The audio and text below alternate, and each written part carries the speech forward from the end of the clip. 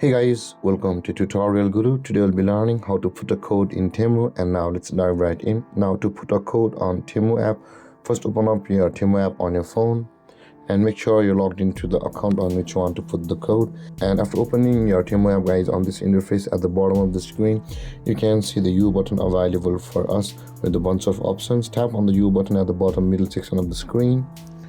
And when we land over here, tap on the coupon and offers option over here just below your reviews. Tap on coupons and offers, and we'll land over here where you can see the enter coupon code available for us. At the top there is a box. Now you'll be required to put that code over here which you want to redeem Temu.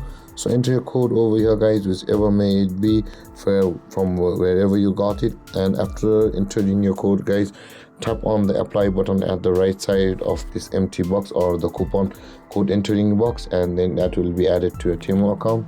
And that being said, guys, this is how you'll be able to put the code in your Temu account which you had received. And guys, this is how to put a code on Temu. And if you have any confusions or questions regarding the topic, feel free to comment in the comment section below, and don't forget to like, subscribe and hit that bell icon for more videos. Thank you for watching, guys. Peace.